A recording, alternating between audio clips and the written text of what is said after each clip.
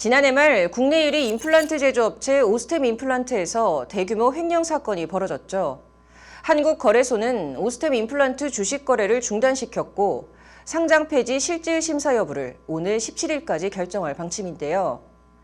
회사 측은 거래 재개에 총력을 기울이고 있긴 하지만 투자자들은 당혹감을 감추지 못하는 상황입니다. 발만 동동 구르고 있는 소액 피해 주주들을 위해 각종 록펌들은 발빠르게 집단 손해배상 소송에 들어갔는데요. 김혜인 기자가 취재했습니다. 남색 패딩 모자를 푹 눌러 쓴 채로 구속을 예감한 듯 체념한 발걸음을 옮기는 남성. 자그마치 2,215억 원이라는 금액을 빼돌려 세간의 충격을 안긴 오스템 임플란트 재무관리팀 직원 45살 이모 씨입니다. 피해자들에게 하고 싶은 말 없으신가요? 단독범행 맞으세요? PDF 조작 윗선에서 지시했다고 하셨는데 사실입니까? 가족들 횡령 사실 정말 모르는 거 맞습니까? 이 씨에겐 업무상 횡령, 범죄 수익은닉 등의 혐의가 적용돼 다음 달 2일 첫 재판이 시작됩니다.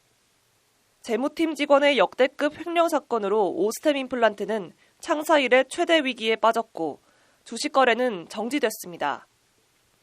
투자자 문모 씨는 새해 첫날 사건이 터진 직후 뉴스를 접하고 황당한 마음뿐이었다며 분통을 터뜨렸습니다. 그 새해 첫 장 열리는 시작 전에 8시 반 정도에 그 뉴스가 나왔어요. 횡령 배임 발생으로 거래 정지한다고.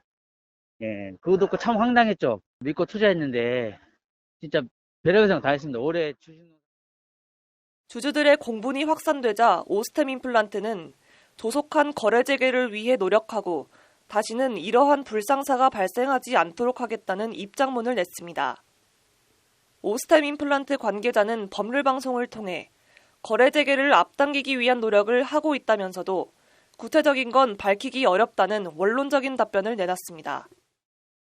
지금 회사에서 피해를 최소화하기 위해서 그 거래 재개를 이제 빨리 앞당기는 기 위한 노력하고 있고요. 관련해 가지고 준비를 다 하고 있습니다. 준비 다 하고 있고, 근데 뭐 지금 그 준비 단계에 대해서 구체적으로 이렇게 밝히기에는 좀 아직 시기가 좀 일러가지고요. 오는 17일 한국거래소는 오스템 임플란트가 상장 회사로서 적격한지를 심사하고 결론을 내릴 예정입니다. 그러나 이미 대규모 횡령 사건이 발생한 이상 어떤 결론이 나더라도 주가가 큰 폭으로 떨어질 가능성이 높아 주주들의 손해 발생은 불가피하다는 관측이 지배적. 이에 주주들은 거래 재개, 재발 방지가 아닌 금전적 피해 보상을 하라고 목소리를 높이고 있습니다.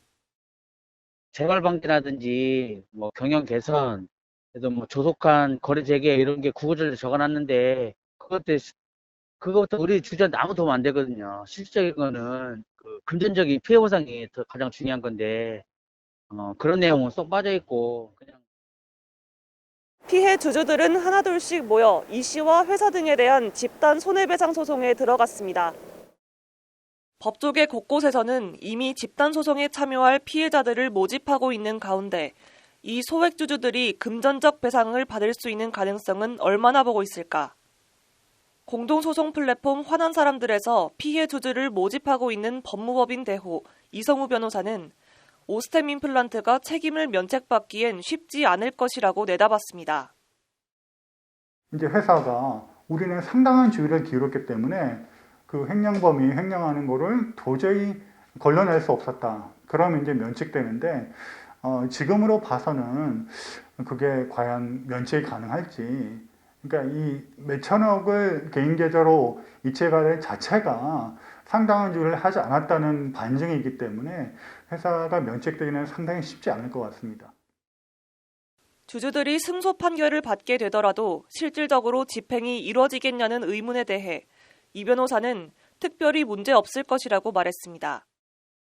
나중에 승소를 해도 집행 가능성에 대해서 이제 문제를 퀘스천 마크를 가지는 분들이 많은데 오스템은 워낙 그 업력도 오래되고 워낙 그 매출이나 그런 뭐 점유율도 꽤 적지 않기 때문에 나중에 승소 판결 받은 후에 뭐 집행에 염려했다거나 뭐 그럴 가능성은 별로 없다고 생각합니다. 다만 이제 배상 비율이 조금 문제될 것 같고 다만 그 집행하는 데는 특별히 문제가 없을 것 같다는 생각이 듭니다.